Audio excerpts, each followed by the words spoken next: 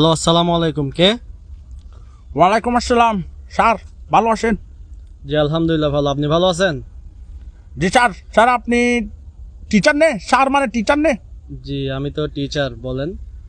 এখানে রাস্তা দিয়ে হেঁটে যাচ্ছিলাম রে, এখানে আপনার নাম্বার পাইছি রে, এখানে কতগুলো পোস্টার দিছেন রে। জি জি আমি পোস্টার দিয়েছিলাম। ওইখানে স্যার লিখা আছে রে, টাপড়ানো হয়। থাপড়ানো হয় মানে বুঝলাম না। আপনার পোস্টার আপনার নাম্বার দিছেন নে, জি ওইখানে লেখা আছে রে, ঠাপড়ানো হয়।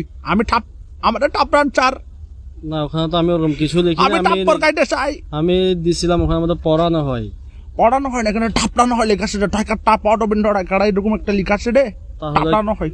ওটা কেউ তাহলে লিখে দিছে আর কি, ওটা তো আমি বলতে পারবো না। এখানে ওটা আমি তো- লিখে দিচ্ছে রে বলতে আমি লিখছি রে, আমি মিস্টার কাশিমের আমি লিখছি রে, ঠাপড়ানো হয়।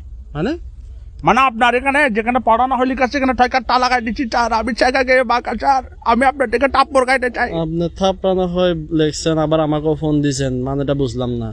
এ স্যার আমি আপনাকে বলি, আমি স্যার চাইকা গিয়ে বাঁকা, আপনি শিক্ষক নে, আপনি তো শিক্ষক উমা, জি আমি তো শিক্ষক, বুঝলাম। আপনি এখন একজন শিক্ষক মানুষ, আপনি আমাকে শিক্ষা দেন স্যার, আমি স্যার টাপ্পর কেটে চাই স্যার, আমি আমি চাইকা তো গিয়ে বাঁকা, পড়াই। আমাকে টাপড়ান। আমি তো মানুষদেরকে পড়াই, থাপড়াই না। স্যার আমার ব্রেকআপ স্টোরিটা আপনাকে বলতে চাই। আপনার ব্রেকআপ স্টোরি কেন আমি শুনতে যাবো আজ? না স্যার আপনি স্টুডেন্ট স্যার, একটা মানুষ কষ্টে আছে স্যার, আপনি টিচার মানুষ, একটু স্টুডেন্ট প্লিজ। আপনি আমার ওখানে লেখছেন থাপড়ানো চাই, আবার বলছেন। লেখছিতে স্যার, অনেক মনের কষ্ট থেকে লেখছিতে স্যার, আমার ব্রেকআপ স্টোরিটা একবার শুনেন। আচ্ছা দেখি, বলেন কি বলতে চাচ্ছেন। স্যার অনেক আগের একটা ঘটনা, অনেক আগের, অনেক মানে অনেক, প্রায় 3-4 দিন আগে ব্রেকআপ, সেটা আমার টকনের কথা। আচ্ছা আচ্ছা বলেন। স্যার একটা মেয়ের সাথে আমার আজকে প্রায় 2 বছর ধরে সম্পর্ক। হ্যাঁ বলেন।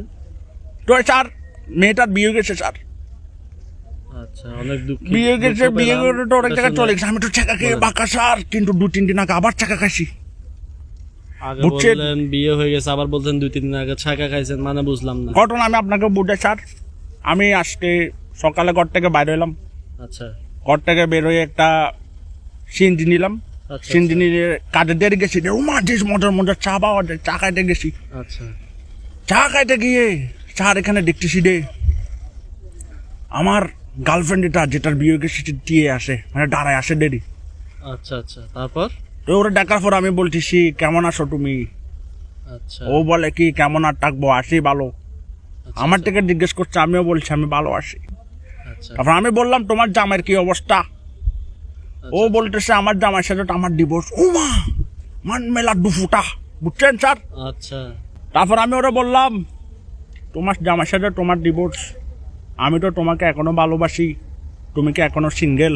আচ্ছা উনি কি বলছে আপনাকে? উনি স্যার আর কি বলবে, ও স্যার সিঙ্গেলকে সিঙ্গেল না জবাবটা দেওয়ার আগে স্যার, আপনি কান্না করতেছেন কেন? বলেন কি বলছে উনি। জবাবটা দেওয়ার আগে স্যার আমার ঘুম ভাঙে গেছে, মানে স্বপ্ন দেখতেছিলাম রে স্যার।